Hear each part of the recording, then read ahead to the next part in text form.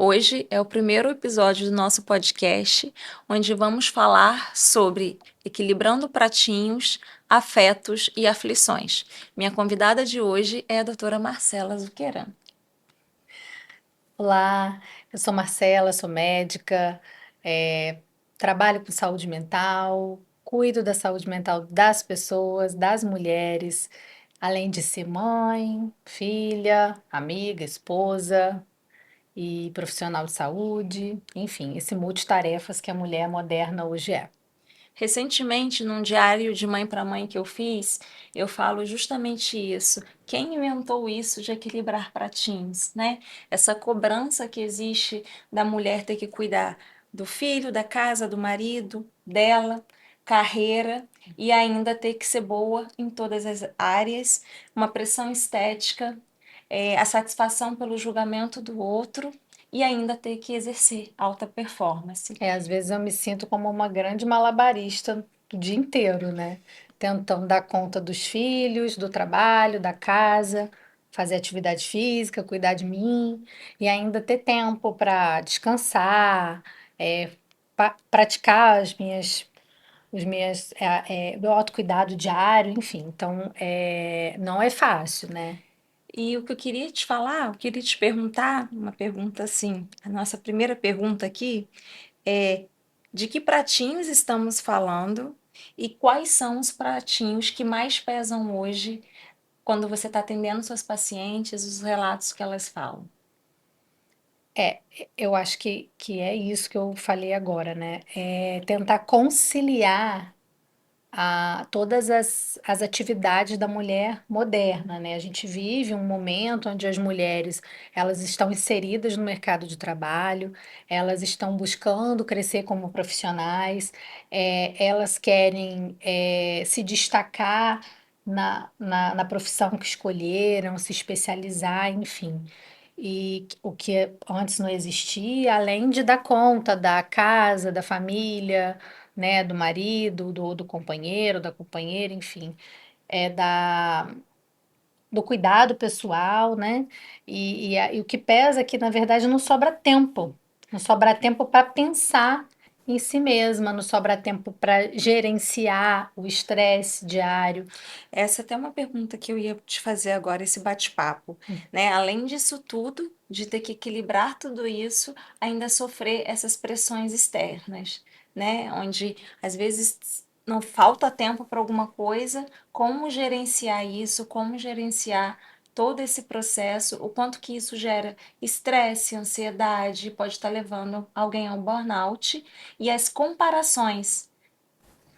Que é inevitável as comparações hoje em dia. Acho que até para gente que trabalha na área de saúde, com a saúde mental, a gente também vivencia essas comparações, né? Nós somos mulheres, a gente tem e 40, eu quase 40, você um pouco mais de 40, enfim, a gente nesse momento de vida onde a nossa autoestima muitas vezes não está tão legal, aonde o nosso corpo não é mais como antigamente, onde a gente tem mais flacidez, a pele está mais mole, o rosto está diferente. Então a gente Exatamente. olha no Instagram, nas redes Que sociais, nem sempre é real o que a que gente está vendo. mas a gente vê também. Então, eu, mesmo entendendo que muitas vezes isso não é verdade, eu também, quando olho, quando vejo, de forma inconsciente, eu me comparo quando eu vejo numa rede social uma mulher bonita, enfim, com um corpo lindo, eu fico me comparando, né? Às vezes, quando tem mais ou menos a minha idade, eu fico, ai, poxa, Tipo, como é que ela consegue aquilo como é e que eu ela. não, É. né? Então, no fundo, é um trabalho diário. É todo dia a gente tem que trabalhar entendendo as nossas qualidades, né? Entender que a estética não é tudo. Então, é um trabalho contínuo. Então, mesmo eu entendendo, mesmo eu sabendo, mesmo eu trabalhando com saúde mental, eu também vivo os mesmos As problemas, mesmas dores, as né? mesmas dores. Eu acho que isso que a gente está falando aqui, justamente, né? Mulheres 40 a mais. Né, a gente está falando cada vez mais disso, porque a população vem envelhecendo, e o que é a mulher desses novos 40, novos 50. Apesar, a gente sente de fato o peso da idade. Quando esse reloginho vira, eu senti extremamente no cabelo, na pele, no padrão de distribuição de gordura, no humor. Mas vem uma parte boa, junto com, né, com essa idade cronológica, aí vem muita maturidade e autoconhecimento. E apesar dessa maturidade, mesmo você está falando, né, eu sou uma profissional da área de saúde mental, mesmo com maturidade, que a gente tem um processo maior, um pouquinho de autoaceitação, até de autocompaixão, o que a gente percebe aí, eu que lido com beleza e você também, é muito uma pressão estética de padrões de beleza. Então, dentro disso, não é mais aceitável você apresentar uma flacidez, uma celulite.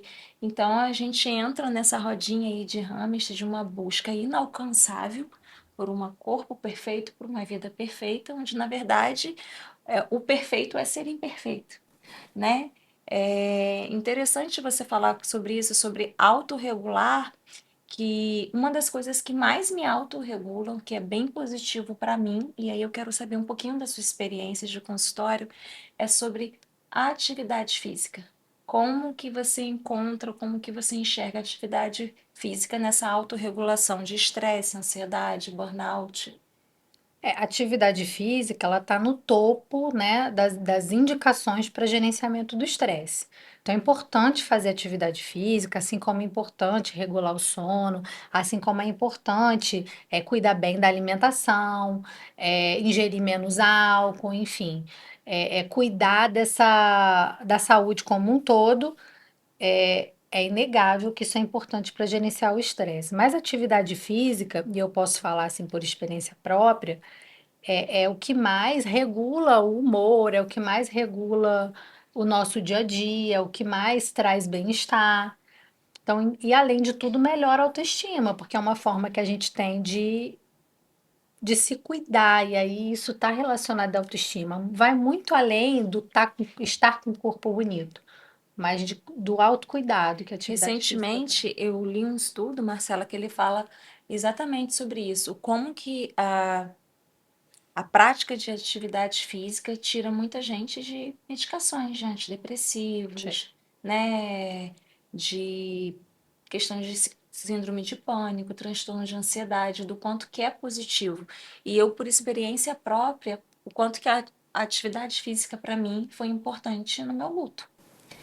Como que você sente, né, comprovadamente pela neurociência, né, questão química mesmo, o quanto que traz bem-estar, né, os neurotransmissores, as substâncias que você libera após serotonina, o quanto que isso traz realmente felicidade, Traz né? felicidade, Às vezes a sim. gente fala muito, né, eu que trabalho com beleza, com estética, sobre autocuidado. Na época de pandemia, teve um boom muito grande de autocuidado, como se autocuidado fosse skincare. Mas a gente sabe que autocuidado hoje é muito o que você consome e como você consome. É o que você falou, autocuidado, né? Quais são as suas medidas de autocuidado? O que que você daria de dica de um autocuidado que é factível, né? Que não é passar cremes caros. O que que você daria de dicas de autocuidado que consegue autorregular um pouco disso? Tem muita coisa que a gente pode fazer, né, como medidas de autocuidado, mas o que que eu gosto de fazer, o que que eu acho que dá muito resultado, e na verdade, o que que é importante, o que que os estudos mostram que é importante para a gente poder se sentir bem do ponto de vista de saúde mental. Atividade física diária é importante. Sono adequado, então dormir o tempo recomendado, evitar o uso de tela em excesso, então usar menos tela ajuda muito. Sempre que eu preciso me regular, sempre que eu entendo que eu estou muito cansada, muito estressada, porque eu também fico cansada, estressada, eu também me sinto exausta, tem dia que eu acho que eu vou explodir se eu não parar.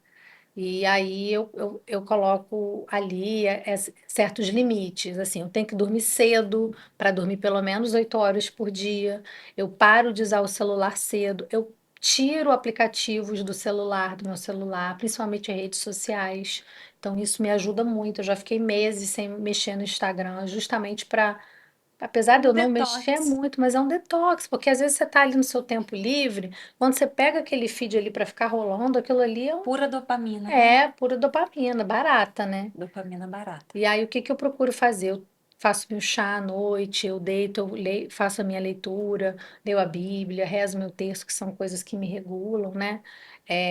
Eventualmente medito, eu até estou meditando pouco agora, mas enfim, já meditei muito.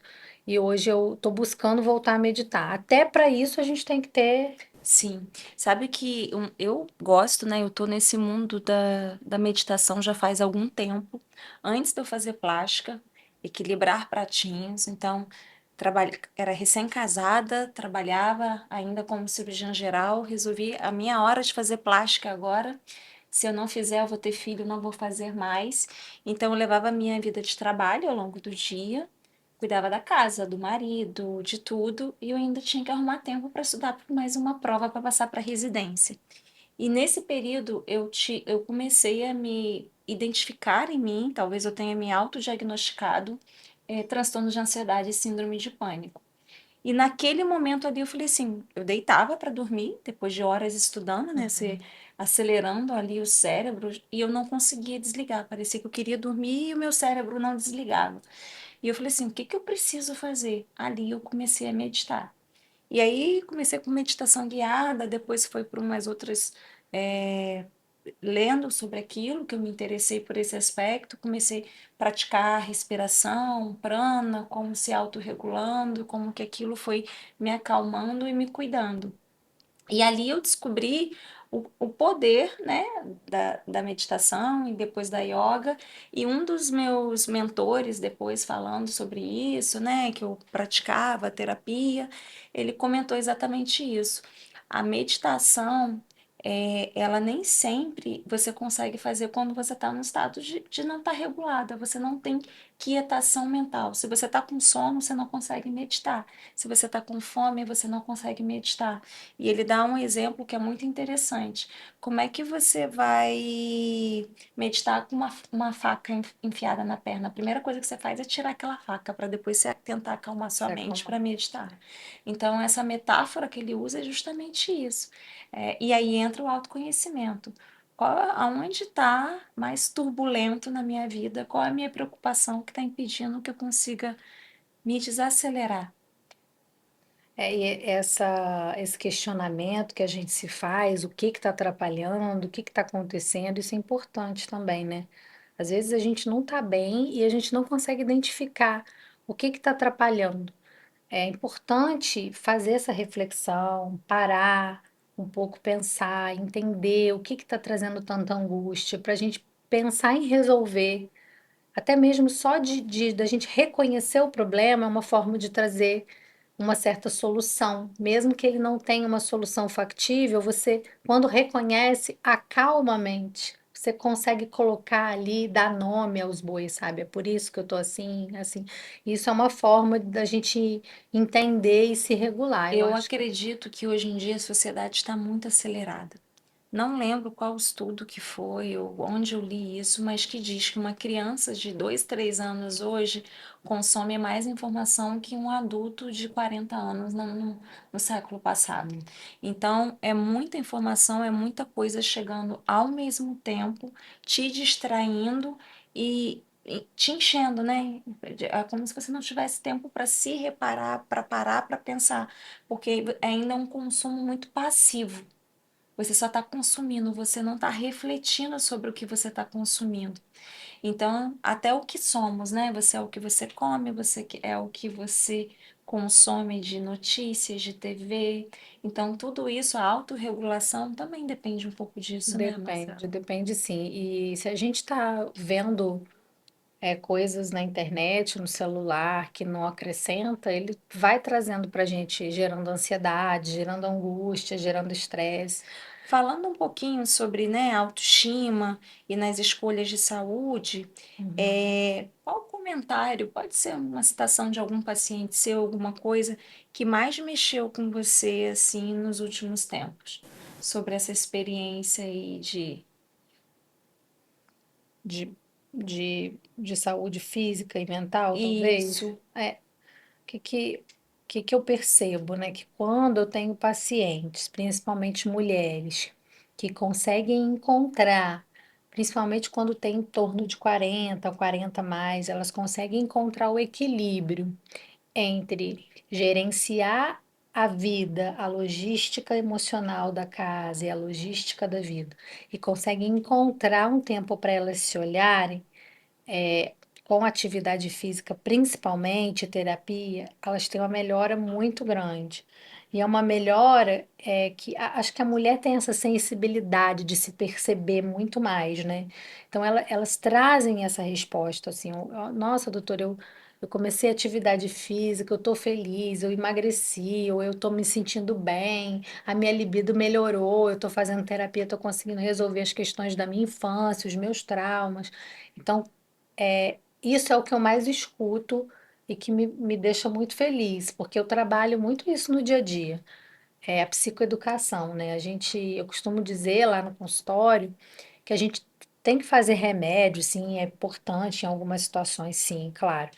Mas eu acredito que ganhar o tempo, não perder o tempo, mas ganhar o tempo com o paciente fazendo psicoeducação, mostrando para ele o que que ele tem, por que que ele está sentindo aquilo, como a gente pode melhorar, como pode gerenciar, é o melhor caminho, que eu acredito que é por aí que a gente consegue uma Terapia solução. te leva muito ao autoconhecimento, né? Uhum. E eu acho que você abrir esse terceiro olho, de você se colocar, porque às vezes o paciente ele quer ser salvo, mas ele não quer se salvar. As medicinas orientais, elas entram muito com essa coisa de que você é muito coparticipativo na sua cura, no seu processo de cura. Não adianta só o médico te medicar. O que que você pode fazer por você para chegar àqueles resultados que você precisa? É igual hoje, né? Hoje a gente ainda tem essas canetinhas aí, inibidores de GLP-1, não sou contra elas, ao contrário, eu acho que é super interessante tratar a obesidade, tratar outras questões, mas o que que eu acompanho na minha prática de consultório? Que muitas pessoas queriam ser emagrecidas, mas não tomavam medidas para emagrecer. E essas medidas milenares, elas colocam justamente como isso, a medicina integrativa, né? Que Uhum. a gente é corpo, mente, espírito, por aqui eu posso fazer isso. A gente fala muito de epigenética, a influência do meio nos seus genes em si. Então, quais são as suas escolhas? E, por outro lado, a importância de como a autoestima é potência e cura para uma mulher. E quando uma mulher se olha no espelho e ela gosta mais do que ela vê, ela se sente mais poderosa. E esse poder influencia em todas as áreas da sua vida. Às vezes, o paciente que faz a cirurgia plástica, o que eu noto nela é que ela depois ela volta melhor, é uma virada de chave, porque ela treina melhor, porque ela já está feliz com ela quer aprimorar aquele resultado. E muda muita coisa, né? Como experiência própria, acho que vale a pena citar. Eu fiz uma cirurgia esse ano, né? E que eu andava querendo faz tempo, e aí colocando para segundo plano, sempre colocando tudo em primeiro plano.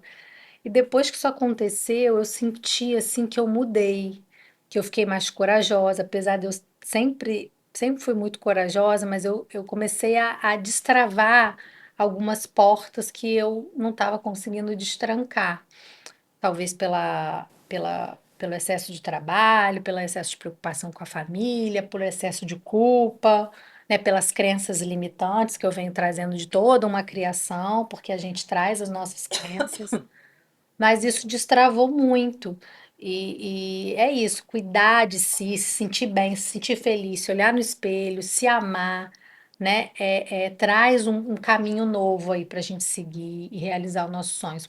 Por isso que a gente tem que estimular as mulheres a de fato se amar e se conhecer, E se se cuidar. cuidar, né? Porque isso impacta em todas as outras esferas da vida. Você falou uma coisa que eu achei muito interessante, que eu vou voltar nisso, a questão de Uhum. tela, né? Hum, Eu brinco muito lá na clínica ou com as minhas pacientes.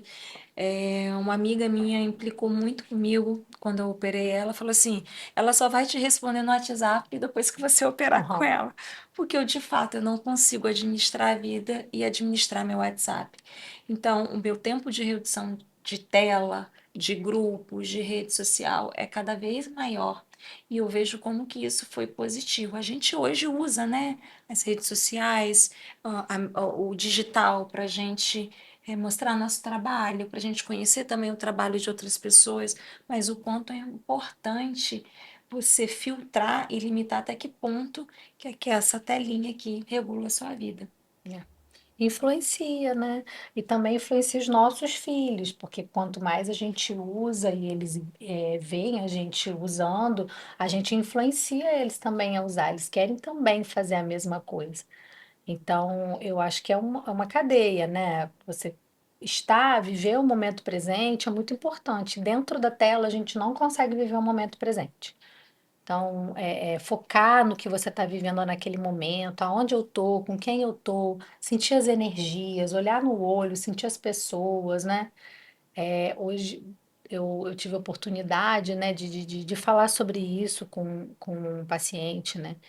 E aí ele trouxe essa reflexão de como que o atendimento online é legal, revolucionou muita coisa, mas o quanto é gostoso você estar com O alguém, físico, o né? físico, o olhar no olho, sentir aquela energia, né? E eu procuro vivenciar ali no dia a dia a dor do outro, estar perto do outro, assim, ouvir com atenção, né? Demonstrar que eu estou de fato me importando com cada detalhe que ele fala. E muitas vezes isso pessoalmente é muito mais gostoso. É, Eu gosto muito de atender o paciente assim, cara a cara. sim, eu concordo plenamente com você, né, que o digital permite, né, você ser atendido, Sim. mas que tem essa particularidade da presença física, do olho no olho, do toque, do contato. Você cria um ambiente mais intimista e para você, então, você gera um ambiente de mais confiança para se conectar com o seu paciente, né? É muito engraçado que a gente, como médico, a gente se coloca muito como ouvinte, né? Ouvinte do nosso paciente. E eu acredito de verdade que a medicina é uma forma de servir. Uhum. Então, às vezes, você chega lá no consultório, cabeça mil, com várias coisas para lidar, e quando você se fecha lá naquele seu mundinho, que você deixa o outro mundo lá de fora É, e se conecta com a história do paciente, vem uma questão de entendimento. Caraca, é para isso que eu tô aqui, é por isso que eu é. tô aqui. E o quanto que emociona algumas histórias. Várias vezes eu já chorei junto com o paciente, ele de lá e eu daqui. Você lembra de alguma história que tenha te tocado assim, com pacientes, que você fala assim, nossa, às vezes o paciente não percebe, mas naquele dia ele foi mais terapêutico pra gente Nossa, do que a gente gente, eu tive terapêutico pra ele, né? várias vezes eu me segurei para não chorar com histórias emocionantes que eu escutei. Mas me emociona muito quando chega um paciente e fala: Nossa, eu melhorei muito, eu te agradeço tanto. Isso me dá uma satisfação tão grande, porque eu falo: dever cumprido. Meu trabalho é esse, né? Meu trabalho é ouvir isso. E às vezes eu falo para eles, quando chega um, daqui a pouco chega outro, tô bem, não, não, aí chega o terceiro e falo, ai, como é que você tá? Tô bem. Eu falei, ai, graças a Deus, que dia maravilhoso. Porque é bom você conseguir atingir o outro, cuidar do outro, enfim, ouvir. Mas o que mais me emociona é quando o paciente chega para mim e fala que está bem, que está melhor, que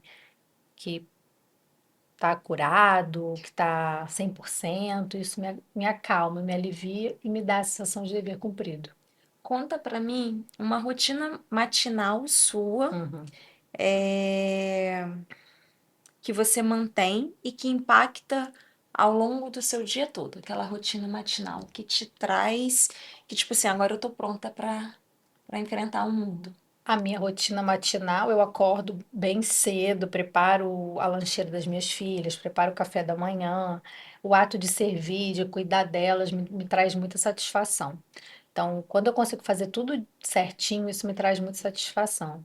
Mas o que eu faço para mim é preparar meu café e tomar meu café sentadinha na varanda, ali naqueles 10, 15 minutos antes deles acordarem.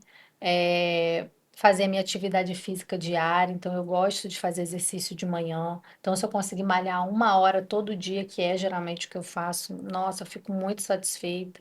E depois tomar um banho com calma, me arrumar, sabe, me cuidar sozinha, ouvindo uma música. Isso me acalma muito. E as crianças já estão para a escola, meu marido já está trabalhando, a casa está vazia e eu fico Um ali. momento você com você mesmo. Minhas cachorras, minha música, meu banho, enfim, isso me acalma demais. Eu falo, nossa, estou preparada, eu saio de casa feliz. Uma rotina matinal minha que é bem potente para mim e que ali eu falo assim, agora eu estou pronta para começar meu dia. É onde eu exerço atenção plena. Então, eu já começo a me autorregular ali, Uhum. de que a gente, quando acorda, a gente tende a pensar em tudo que a gente tem que fazer naquele dia. E quando a gente se coloca ali, né, no mindset, no momento presente, você já consegue, calma aí, uma coisa de cada vez. É o momento que eu faço meu café. Eu acordo bem cedo também, eu gosto de acordar.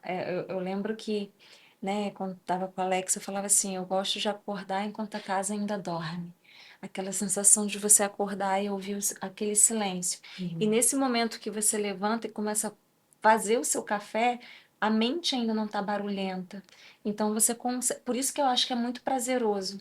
Porque quanto mais você vive o momento presente, a atenção plena, mais prazer você tem nessas coisas cotidianas. Então, quando você pega ali botou água para ferver, o pó, e começa a coar aquele café e você consegue sentir o cheiro do café. Você vive aquilo ali com tanta presença que é um momento que a maioria das É. pessoas gosta. É o momento de preparar o meu café. E é justamente essa noção de você se conectar com o momento presente. Eu aprendi alguns rituais tipo esse para você se manter no momento alto presente quando a mente está barulhenta. Sentiu a mente barulhenta, ou você para por 5 minutos, faz uma respiração, entre um paciente, eu já preciso de um tempo para você se autorregular. E à noite, um ritual que eu gosto muito é o chá, um livro também. Nossa, chá, eu também adoro chá. Todo dia à noite eu faço chá para mim, chá para as crianças, chá para Eduardo. A gente toma chá e vai dormir, sabe? Eu acho que é uma forma muito boa da gente dizer assim: agora é hora de desligar, né? Como se fosse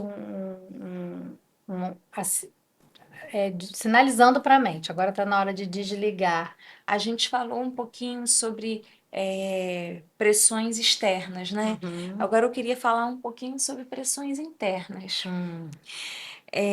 Como você responde a um comentário julgador dentro da própria família? Nossa, como que eu respondo? Difícil, né? Difícil. Então, no passado, eu brigava, eu ficava super chateada, aquilo mexia muito comigo. Mas com o tempo eu entendi que eu precisava me afastar dessas energias que me paralisavam, que me sugavam, e eu tinha que me importar menos com a opinião alheia. Então, hoje eu vivo a minha vida sem me preocupar com a opinião alheia. E aí eu procuro me afastar de pessoas que não agregam, que não trazem para mim coisas boas, que não trazem para mim energias positivas, pessoas que falam mal dos outros, enfim, eu tento me manter Se afastada, afastar desse tipo de eu me energia, né? afasto. Então, a família é a mesma coisa. Se a família trouxer para mim um problema, ficar trazendo problema, eu prefiro encontrar pouco, porque acredito que qualquer um pode trazer isso, inclusive família. A gente tem que se preservar. E para encerrar, eu queria fazer qual conselho você daria para uma colega médica que também se sente culpada por não dar conta de tudo? Acho que todas as mulheres têm essas culpas, mas as médicas trabalham A gente dia e trabalha noite, né? muito e a gente se sente muito culpada Muito por estar culpada. deixando o filho para estar trabalhando. Eu acho que essa é uma dor, assim, de todas De as mães. E sabe o que que acontece com o médico, É a que você é médica? médico o tempo todo, O não tempo existe horário todo de você tem trabalho. que estudar, você tem que se reciclar o tempo todo, você tem que se reespecializar e fazer cursos. E a medicina, ela precisa desse movimento, né? A medicina está em movimento, então a gente tem que ler, a gente tem Congresso, reciclagens, artigos. Então, né, você se sobrecarrega o muito. tempo E todo. uma frase que marcou na época que eu era estudante de medicina era isso. Muitas pessoas trabalham no horário de trabalho. Você chega 8 horas da manhã para trabalhar, você sai 5 da tarde. Uhum. Mas A medicina, você é médico o tempo O todo. médico tá... É igual quando no avião, você tá dentro do avião, tem um médico aí que você quer se Falar, ai meu esconder, não? Deus, pronto, agora que eu tô Você tá viajando, indo eu vou ter que viajar, trabalhar. ou sei lá, alguém passando mal dentro do avião, você Tem tem que jeito? prestar socorro. É, Eu lembro que uma vez eu estava passando carnaval com as minhas amigas em algum lugar. A gente foi atravessar a rua, tinha um acidente, acabou o carnaval ali, a gente foi todo mundo prestar socorro, chamar. Então, assim, isso tem, né, nesses momentos, isso também tem nos momentos do nosso filho, que você é tirado, né? né? Algum paciente que naquele momento precisa de você. Eu hoje não exerço, né? Não trabalho com cirurgia de urgência, né? A cirurgia Uhum. plástica ela não é urgência, mas quantos cirurgiões aí já foram tirados de festas familiares, de aniversário de filho? Então, e junto com essa entrega que é grande, vem muita culpa. E aí o que que eu posso dizer para essas mulheres e que é o que eu faço? Que eu sou uma pessoa eternamente culpada e eu fico o tempo todo tentando resolver essa culpa. Mas o que que eu faço todo dia? Eu dou o melhor de mim para minha família. Quando eu tô com eles, eu tô com eles. Eu tô Presente. ali de corpo e alma, eu tô de emocionalmente com eles. Tento gerenciar o meu tempo da melhor maneira possível para pegá-las na escola, para almoçar com elas, para fazer o dever, para fazer uma leitura, para fazer uma oração. E sempre mostrando para elas e trazendo essa perspectiva da mulher que está em movimento. Então eu tento ficar mais orgulhosa de mim do que culpada. E assim eu vou equilibrando esse pratinho que eu, mas você me perguntou mais cedo, eu não falei, mas é o mais pesado para mim, é esse da Da maternidade maternidade. e da culpa de não poder fazer tudo que talvez eu quisesse fazer. Eu acredito que de todas as mães, o pratinho que mais pesa é o pratinho de ser mãe. Gente, espero que vocês tenham gostado desse nosso episódio de podcast. Até a próxima. Tchau, tchau. Tchau.